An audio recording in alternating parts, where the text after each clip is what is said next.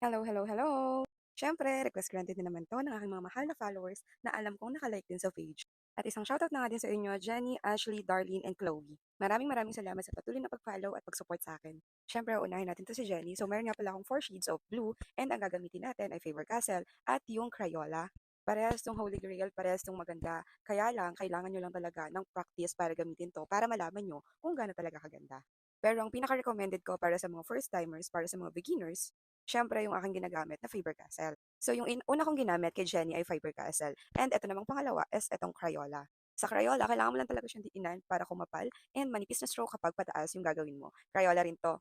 'Di ba? Ang gaganda ng shades nila. Yung Faber-Castell ko nga pala is lagi kong ginagamit, kaya gamit na gamit ko na talaga. Samantalang itong mga Crayola talagang napapawawa ko kapag ginagamit ko kasi sobrang pigmented. And ang gaganda talaga ng mga tips.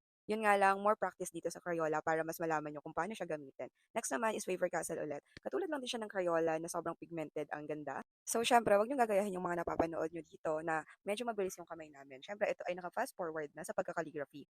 Ang totoo po talaga ay mabagal lang talaga ang pagkakaligraphy para maiwasan natin yung pagkakamali. After noon, apply na tayo ng iba't ibang types ng pag-shadow sa ating mga lettering. So, outline pen lang ginamit ko and ito yung napakasimpleng pag-outline or paglalagay ng shadow. So, color black doon lang sa iisang side. And dito tayo kay Ashley. Etong kay Ashley yung favorite ko. Mamaya i-comment mo kung ano yung favorite yung paglagay ng shadow.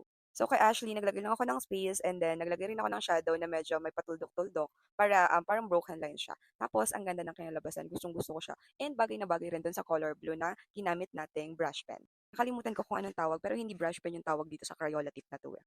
Next naman, kumuha ako ng yellow na highlighter kasi alam ko talaga na bagay si blue at si yellow. Tapos ayun lang, huwag mo yung masyadong i-overlap doon sa kulay blue. Kasi kapag in-overlap nyo sa color blue, ay magiging color green na yon. Pero maganda rin naman yung kakalabasan. Yun nga lang, magtatatlo yung inyong color.